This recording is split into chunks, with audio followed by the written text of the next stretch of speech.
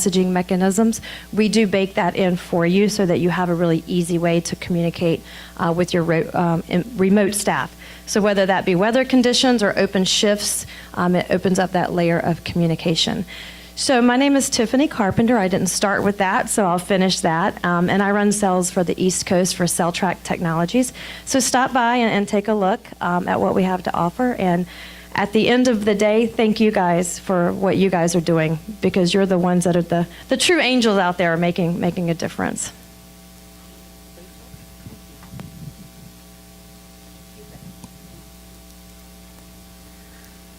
Good afternoon. My name is Rachel Siddons.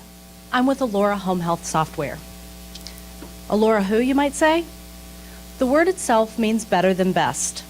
And in 2005, that's exactly what we started out to do. So many home health softwares and the providers that utilize them are divisions of larger companies. The more comprehensive their solution, the harder they are to learn and manage. Allura was founded on the concept of unsurpassed simplicity. What would you like your software to do for you? That's what we're here to do. Allura is easy to use. We have over 100 agencies in Ohio alone utilizing the Allura software product. We would love to add you to our family. Allura is designed for all payers: Medicare, state plan Medicaid, insurance companies, and private pay. Allura handles skilled and non-skilled services just as easily. We also have a hospice division. So if anybody's into hospice now, or if you're thinking of opening a hospice agency, we encourage you to talk with us.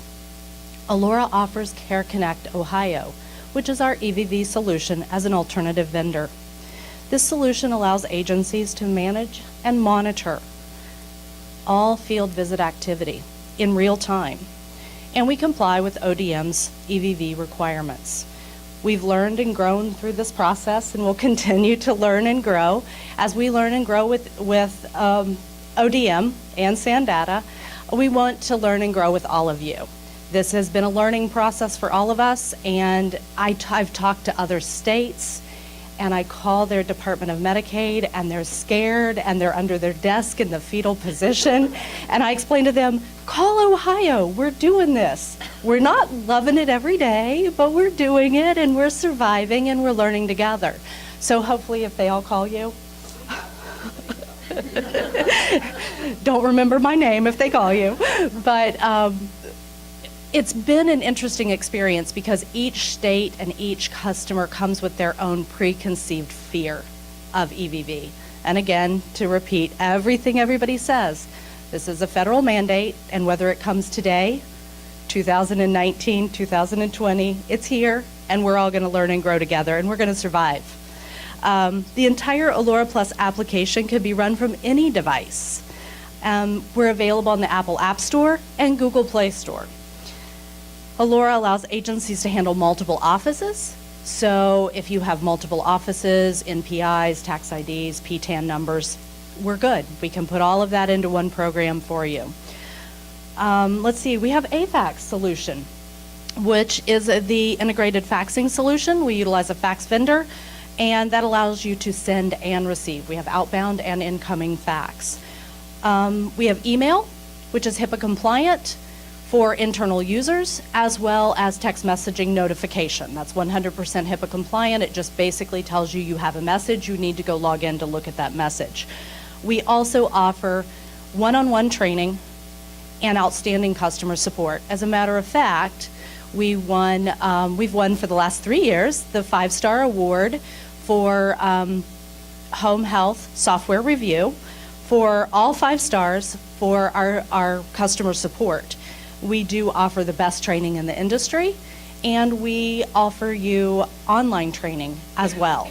So we have training on the software.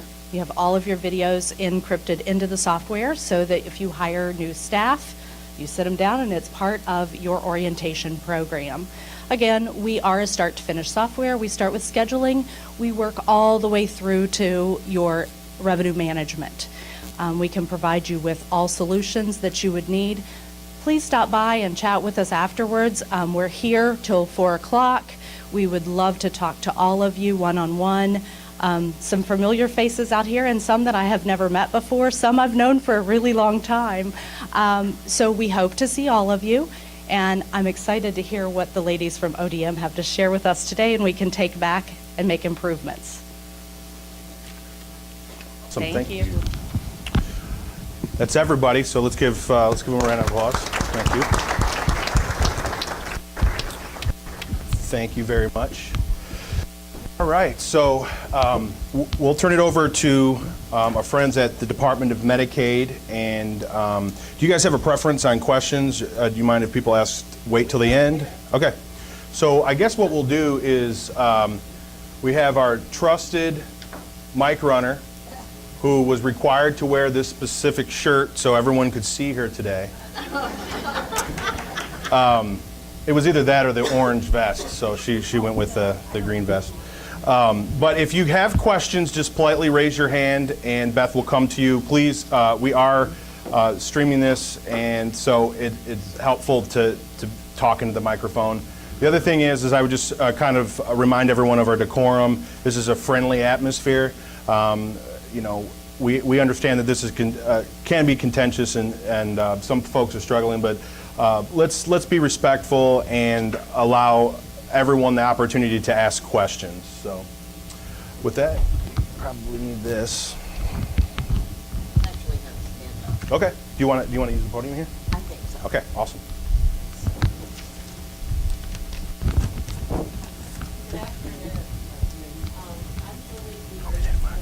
Joking about your sweater.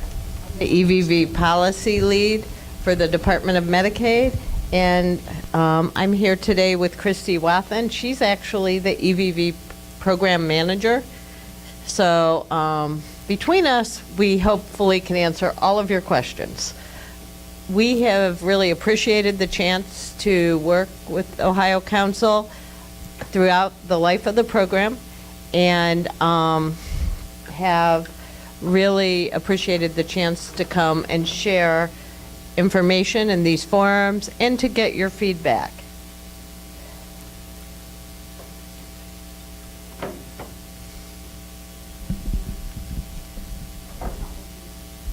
Or I'm not smart enough.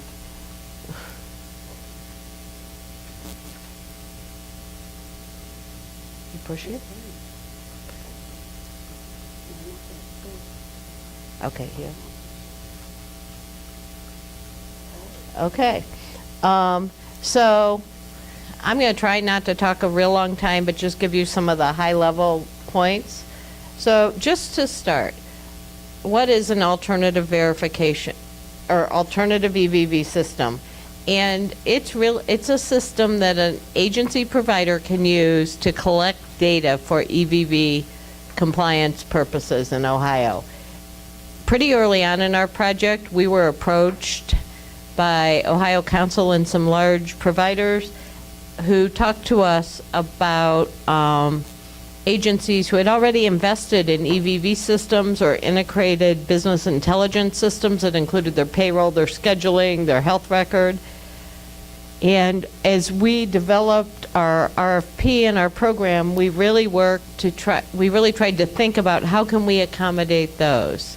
And we ended up with a model that uses an alternate EVV system for purposes of data collection that feeds a single aggregator. The aggregator is sort of the giant EVV database for the Ohio Medicaid program, and it collects all the visit data for all data collection systems, including SANDATA's, on at least a daily basis. So, because we're the state, we like to put everything in writing and document.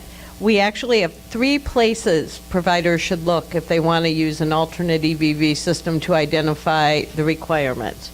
The first is the EVV rule, Ohio Administrative Code 5160-1-40, and there are some specific provisions related to EVV.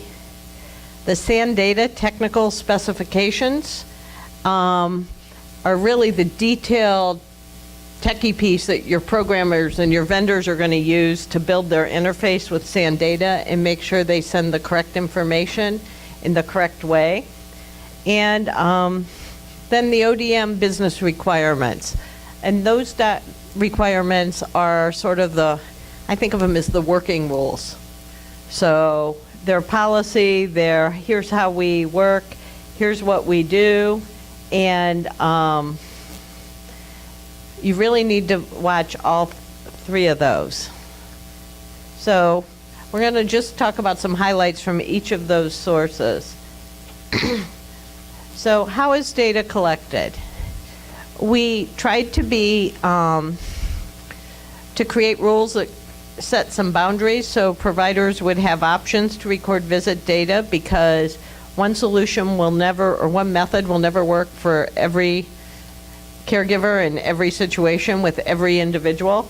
So until January 2019, an alternate system must have at least 2 methods to collect data. The first method has to be either a primary method, either telephony, or a mobile method that's utilizing GPS technology. And we created the first method with that flexibility because we heard from providers that they had EVV systems, but they were telephony based and they couldn't bring up GPS by January 2018. So we gave them a year. But beginning in January 2019, we will require providers to have 3 methods. They have to have a mobile solution that uses GPS. They have to have 2 alternatives. One of those alternatives has to be manual visit entry, because we know there will always be circumstances where the visit doesn't get collected at the time service is provided. It's just going to happen. It's the same reason I don't remember to clock in on our time clock about once a month. You just get busy, you're working on something, you do it, and then you go, oh crap. So that's sort of the base parameter. It's also important to know that the rule gives ODM the ability to require reapproval of an alternate EVV system at any time. We don't envision doing that often, and the rule lists some examples of circumstances that could require reapproval. One of those is if there's a change in data that must be sent to the aggregator. So, for instance, as we're approaching phase 2, we're going to need to add a payer field, because we need to be able to know if ODM should see the data, if DODD should see the data, if Aetna should see the data, and so on. If we have reason to believe providers aren't really complying with EVV, so for example, if a provider happened to have all Social Security numbers that started with 3 zeros for their direct care workers, you're laughing, but it happens. We might go out and say, you know, you're using this alternate system, but something's not right, we need to recertify. Or if for some reason we have reason to believe a vendor isn't really complying with the requirements. So for instance, they're sending the indicator that says they collected an individual verification from the individual receiving services, but for some reason we have a suspicion that they're actually just always sending a yes. And so in those cases, we might want the vendor and provider to test again. And we might ask some extra questions. But as I said, our intent is not to do that frequently or often, but we needed that flexibility. And this would most likely happen if either a provider was just refusing to do the work to recertify, or if it was a compliance issue. We could require a provider to switch to the SAN data system during that recertification process. It wouldn't be the usual approach, but if it was necessary to ensure program integrity and Medicaid compliance with the Cures Act, we have that option. And then finally, any costs incurred by the provider for the original approval process or for a subsequent reapproval are not the responsibility of the state or SANDATA. So if you decide to use an alternate system, who bears the cost of building that interface with SANDATA, or the work to get your system certified or reapproved should be discussed between you or your vendor. Okay, the business rules. And the business rules are broken down to a few sections. First, every user has to have a unique identifier. We need to know who's entering or editing data in the system. And so that unique identifier is the method used. In the SANDATA system, workers log in with their email. They also are assigned a SANTRAX ID when their record is created in the system. But we aren't prescriptive about how you do that. We're just saying every user has to have a unique identifier within your system. And when you fire Joe and hire Susie, Susie can't get Joe's. You need to start with a new one.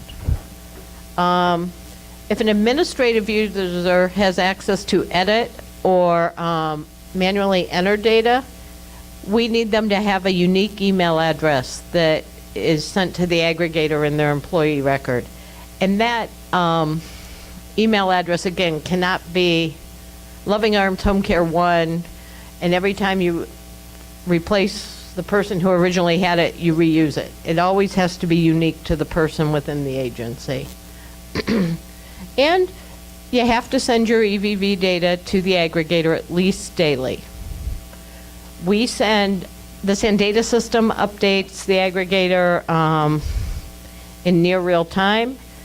That's not realistic for an alternate user. We recognize that, but we do need your data at least daily so we have a good record of what's going on. And those data submissions have to be through that certified interface that satisfies the specifications in the technical document. And they're pretty mind-numbing and specific. This is an alpha field with up to 10 characters. I mean, they're really for the programmer. Okay. Then we know everything doesn't ever go as planned, right? I'm happy if something goes as planned most days. Alternate systems have to give providers the ability to manually enter and edit visits. So if the worker logs in half an hour after they got there, you have to be able to change the start time. If they go home and never log out, you have to be able to enter it. If they go and for some reason don't enter a visit or use telephony at all, you need a way to enter that visit later on. So alternate systems have to offer that same flexibility that SANDATA does. You have to keep an audit. The system has to maintain an audit trail. Who edited the data, when, what data did they change? And then when those edits are happening or exceptions are cleared, the system has to collect an attestation that supports the presence of paper documentation or EHR documentation that would back up that manual entry. And that's really the documentation requirements that exist today. If you use the SANDATA system, that's the resolution code. But again, an alternate system can do that however makes sense to that vendor and to you, just has to collect it. When you send your visits to SANDATA aggregator, the SANDATA aggregator applies the same logic that is applied to visits collected through their system to generate exceptions. As a provider who's using an alternate system, you will have that aggregator access. You need to use that to identify exceptions that have posted to the visits that have been sent. You'll have to go back into your system, your alternate system, to clear those exceptions to figure out what needs to be edited. You'll use a reason code that is from the standard list, and then that whole visit gets retransmitted to SANDATA, including the edited data, the audit trail, and that reason code. And that's really important because if there are any exceptions on that visit in the SANDATA system, that visit won't be used to match a claim when you bill. So in August, Joe mentioned, we're going to start implementing edits that are set to pay and post. And then in November, we're going to start to deny claims if they don't match visits. And we talked about this briefly. Alternate systems must capture the verification of the service delivered and the date and time of service delivery. It can use a digital signature or voice signature. SANDATA offers both options.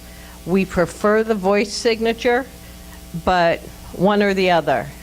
And just to note, as we implement phase 2 for service and or collecting visits for services provided through the DODD administered waiver, and that's individual options and level 1, that verification will not be required for those services. So your system has to have the flexibility to accommodate that too. Alternate systems send an indicator to the SANDATA aggregator saying that verification has been collected. They don't actually send the electronic signature or the voice recording, but they need to maintain it and they have to provide it to us if we ask. And just to make sure everybody understands, GPS coordinates are not an acceptable substitute for the voice or digital signature. And we know that some alternative systems started down that path, and we want to make sure that as informed buyers of systems, you all are aware of that. Okay, the certification process.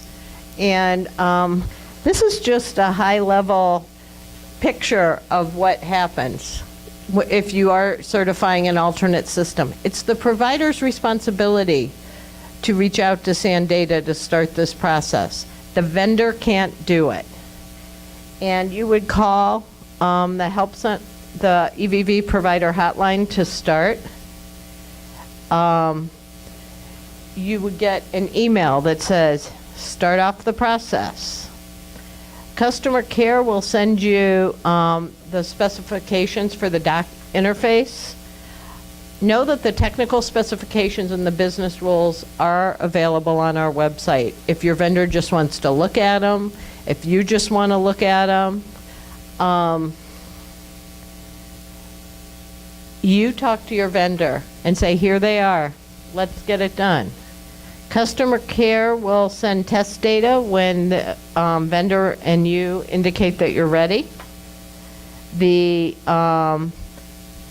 You'll test with that test data to make sure everything's coming across right, that it's you're sending the required fields and the required formats, etc. Once the interface is tested and compliance is assured, customer care will make available the production credentials. And we will actually, they will actually want you to tell them what day are you going to start using the alternate system. And that's really important if you started with SANDATA and are switching to an alternate system. Will also be important if at some point you start